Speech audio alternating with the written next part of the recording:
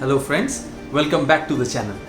आज हम लोग एक टॉपिक डिस्कस करने वाले हैं। आप काफ़ी लोगों से फीडबैक मिला, हम लोगों ने ऑक्टेन नंबर के बारे में वीडियो किया था, तो वो ऑक्टेन नंबर के वीडियो में काफ़ी कमेंट्स आए और people wanted us to also make a video on C10 number. तो C10 नंबर बेसिकली डीजल से कोरिलेटिव है और ऑक्टेन नंबर पेट्रोल से कोरिलेटिव है। ऑक्टेन नंबर का वीडियो आपका आई बटन में आ रहा होगा, you can go and check that video out regarding petrol engines.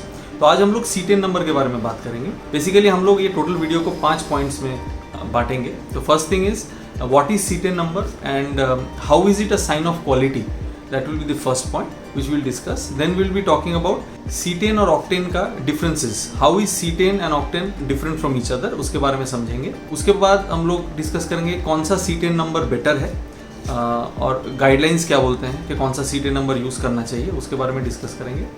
That will be the third point. Higher C10 value से आपको क्या क्या बेनिफिट्स होते हैं, उसके बारे में डिस्कस करेंगे। That will be the fourth point.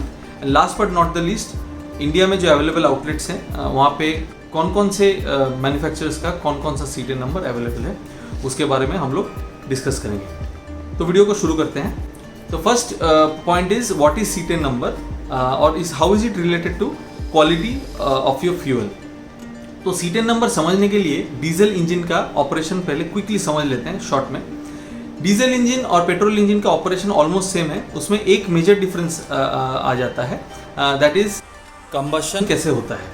Basically ये जो 4 स्ट्रोक इंजन होता है इसमें 4 स्ट्रोक्स रहते हैं, that is intake, compression, combustion और power stroke and the last is exhaust. ये 4 स्ट्रोक होते हैं। तो फर्स्ट स्ट्रोक में क्या होता है, पिस्टन नीचे जाता है और इनटेक वाल्व खुल जाता है और जिसमें आपका डीजल इंजन में हवा आता है। पेट्रोल में हवा और फ्यूल का मिक्सचर आता है, बट डीजल में सिर्फ हवा आता है, only air comes in, that is the intake stroke. फिर कंप्रेशन स्ट्रोक होता है। This stroke is the most crucial for diesel engine, जिसमें हवा को कंप्रेस किया जाता है। सो डीजल इंजन का कंप्रेशन रेशियोज पेट्रोल इंजन के मुकाबले बहुत ज़्यादा होते हैं। फॉर एग्जाम्पल 14:1 तक होता है पेट्रोल इंजन का compression, that is 8:1 to 14:1। But diesel engine का compression can go from 16:1 to 25:1। Basically compression ratio क्या होता है कि आपका जो सिलेंडर असेंबली है उसमें पिस्टन जब लोएस्ट पॉइंट में रहता है, that is bottom dead centre, वहाँ से लेके टॉप डेड सेंटर जो सिलेंडर का टॉप मोस्ट पॉइंट है, ये दो में रेशियो क्या है वॉल्यूम का, उसको बोलते हैं कंप्रेशन रेशियो। तो डीजल इंजन में compression is the most important component ignition के लिए। क्या होता है कि कंप्रेशन स्ट्रोक में पिस्टन ऊपर तक जाता है, यहाँ पे ये एयर का मिक्सचर को कंप्रेस किया जाता है और ये जब कंप्रेस होता है उसमें हीट जनरेट होता है, तो हवा बहुत गर्म हो जाती है और कंप्रेशन जब होता है स्ट्रोक एकदम आपका जो पिस्टन है एकदम ऊपर तक जाता है, सिलेंडर के एकदम ऊपर तक, जहाँ पे एक फ्यूल इंजेक्टर रहता है। पेट्रोल में जैसे स्पार्क प्लग रहता है, यहाँ पे फ्यूल इंजेक्टर रहता है, वो उस कंप्रेस्ड एयर में फ्यूल को इंजेक्ट करता है। जैसे ही वो फ्यूल को इंजेक्ट करता है कि हवा इतना ज़्यादा कंप्रेस्ड और गर्म रहता है, तुरंत वो आग पकड़ लेती है, तो थर्ड स्ट्रोक चालू होता है, दैट इज कंबशन स्ट्रोक और पावर स्ट्रोक। इसके वजह से क्या होता है, वो गैस और फ्यूल का जो मिक्सचर है वो बर्न होता है, उसमें गैसेस रिलीज होते हैं और आपका पिस्टन प्रेशर से नीचे आता है। तो ये हो गया कंबशन और पावर स्ट्रोक। नीचे आने के बाद जब पिस्टन वापस ऊपर जाती है तो एग्जॉस्ट वाल्व खुल जाता है और ये जो गैसेस है ये बाहर निकल जाती है। तो ये बेसिक 4 स्ट्रोक हो गया एक डीजल इंजन का। डीजल इंजन और पेट्रोल इंजन में सबसे मेन डिफरेंस यही था कि पेट्रोल स्पार्क से चलता है और डीजल इंजन कंप्रेशन से चलता है। सो पेट्रोल इंजन को SI इंजन भी बोला जाता है, स्पार्क इग्निशन इंजन, और डीजल इंजन को CI इंजन भी बोला जाता है, that is compression ignition engine. So C10 number important क्यों हो जाता है कि C10 नंबर यही दर्शाता है कि जो एयर है जो इनटेक स्ट्रोक के बाद कंप्रेशन स्ट्रोक में आप कितना दूर तक उस एयर को कंप्रेस कर पाओ कि जब फ्यूल वहाँ पे इंजेक्ट हो, फ्यूल कितना देर में जले। बेसिकली इसको बोलते हैं इग्निशन टाइम, मतलब द टाइम बिटवीन आपका जो डीजल अंदर में कंप्रेस्ड एयर में स्प्रे होगा और आग पकड़ेगा, ये 2 टाइम के बीच में जो गैप है, ये गैप C10 नंबर पे डिपेंड करता है। तो C10 नंबर जितना ज़्यादा होगा उतना जल्दी ही आग लगेगी, C10 नंबर जितना कम होगा उतना डिले होगा इग्निशन में। सो इग्निशन टाइम जितना कम होगा उतना एफिशिएंसी इंजन का बढ़ेगा, एमिशन उतना कम होगा, वाइट स्मोक उतना कम होगा, पावर डिलीवरी उतना ज़्यादा होगा। सो इसीलिए C10 नंबर बहुत क्रिटिकल हो जाता है कि C10 नंबर हाई रहा तो आपका जो स्ट्रोक है वो कंप्लीटली पावर डिलीवरी कर पाएगा, आपका टोटल फ्यूल जो है वो कंप्लीट फ्यूल बर्न होगा, आपका एमिशंस कम होगा और आपका जो फ्यूल में जितना पावर स्टोर्ड है वो कंप्लीट पावर आपको मिलेगा। इसलिए C10 नंबर इंपॉर्टेंट हो जाता है और इसी वजह से C10 number also can be considered as a mark of quality of diesel. So C10 number और ऑक्टेन नंबर में बेसिक डिफरेंस समझ लेते हैं। ऑक्टेन नंबर बेसिकली क्या होता है कि ऑक्टेन नंबर यही दर्शाता है कि आप फ्यूल और एयर के मिक्सचर को कितना देर तक कंप्रेस कर पाओ ताकि वो खुद से आग ना पकड़े, दैट इज ऑक्टेन नंबर। और C10 नंबर क्या हो गया कि कितना हीट लगेगा आपका डीजल को बर्न होने में, वो C10 नंबर हो गया। सो ये दोनों एक्चुअली ऑपोजिट एंगल्स में काम करती हैं, बट जितना हाई होगा दोनों का वैल्यू उतना ज़्यादा एफिशिएंट होगा आपका इंजन। सो बेसिकली ये रिलेशन हो गया C10 और ऑक्टेन नंबर्स के बीच में।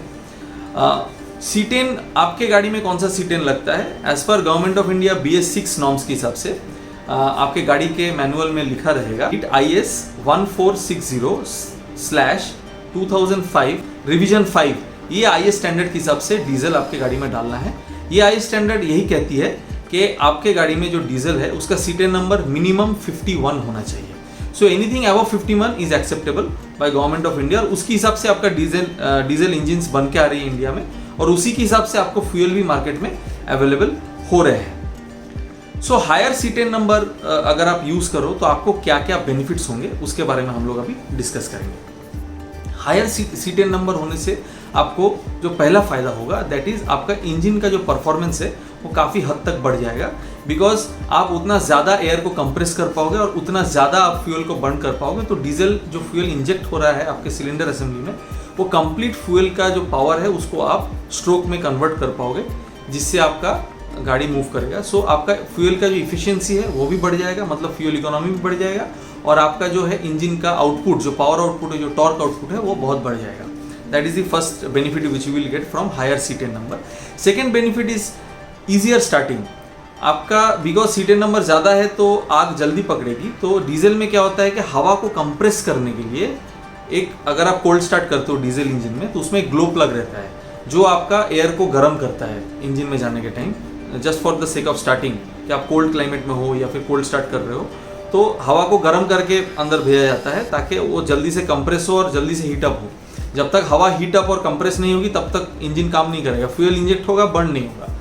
तो अगर C10 नंबर हायर है तो आपका डीजल आग जल्दी पकड़ेगी। जल्दी आग पकड़ेगी मतलब थोड़ा सा कम टेम्परेचर में भी ये इंजन स्टार्ट कर सकती है। So that is one another benefit. Third benefit which you will get is white smoke कम हो जाएगा। बेसिकली आपका फ्यूल कंप्लीट बर्न होगा, तो फ्यूल कंप्लीट बर्न होने की वजह से आपका जो एमिशंस है काफ़ी कम हो जाएंगे, तो डेफिनेटली वाइट स्मोक कम हो जाएगा। नेक्स्ट इज नॉइज़ कम हो जाएगा। नॉकिंग का जो लेवल है काफ़ी कम हो जाता है जितना C10 नंबर बढ़ता है। ऑक्टेन में भी सेम चीज़ हम लोगों ने डिस्कस किया था। तो C10 में भी आपका नॉकिंग कम हो जाता है, आपका प्री इग्निशन कम हो जाता है। इसके वजह से आपका इंजन का जो नॉइस है काफ़ी हद तक कम हो जाता है हायर C10 फ्यूल्स में। और सबसे इम्पॉर्टेंट पार्ट जो है, पॉल्यूशन सबसे कम होता है C10 नंबर हायर रहने से। तो ये बेनिफिट्स आपको मिलेगा अगर आप हायर C10 फ्यूल यूज़ कर रहे हो। सो नेक्स्ट डिस्कस कर लेते हैं इंडिया में जो डिफरेंट मैन्युफैक्चरर्स है, आपके फ्यूल मैन्युफैक्चरर्स, पेट्रोल और डीजल मैन्युफैक्चरर्स, उनमें कौन कौन से कंपनी में कौन कौन से डीजल्स आते हैं। बट वीडियो में आगे बढ़ने के पहले दोस्तों, अगर आपको ये वीडियो पसंद आ रहा है, अगर आपको लग रहा है इन्फॉर्मेशन आपको हेल्प कर रहा है, तो लाइक बटन ज़रूर दबाइएगा। अगर आपको इसमें कुछ और ऐड करना है, आपके पास कुछ और एडिशनल फीडबैक है जो आप देना चाहते हो, तो कमेंट सेक्शन में ज़रूर लिखें।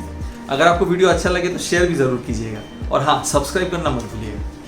सो वीडियो में आगे बढ़ते हैं। सो अभी हम लोग डिस्कस करेंगे कि इंडियन जो भी फ्यूल मैन्युफैक्चरर्स है वहाँ पे कौन कौन से डीजल अवेलेबल हैं, वेरिएंट्स, और उनके बेसिक C10 नंबर क्या है। तो BS6 नॉर्म्स आने के बाद फ्रेंड्स, अभी जो मिनिमम C10 नंबर जो गवर्नमेंट ऑफ इंडिया ने गाइडलाइन दिया है कि 51 होना चाहिए। तो whatever diesel you are getting in the market is 51 and above. But just like in petrol के उतने सारे वेरिएंट्स हैं डिफरेंट, कहीं पे 91 ऑक्टेन है, कहीं पे 97 ऑक्टेन है, कहीं पे 99 है, कहीं पे 100 ऑक्टेन है। डीजल में इतना ज़्यादा वेरिएशंस लाया नहीं गया है। All the diesels which are available currently in market are around 51 C10। Recently there has been an announcement. अभी रिसेंटली IOCL ने, इंडियन ऑयल ने अनाउंस किया है कि वो लोग एक 55 C10 के diesel they will be coming up with. But dates announce नहीं हुआ है, but they have announce 55 C10 release होने वाला है। सो अभी जितना भी डीजल अवेलेबल है मार्केट में, जैसे आप ले लीजिए BPCL का हाई स्पीड डीजल या इंडियन ऑयल का एक्स्ट्रा माइल डीजल, फिर रेगुलर डीजल हो गया, फिर आपका शेल का V power diesel, they are all at 51 C10।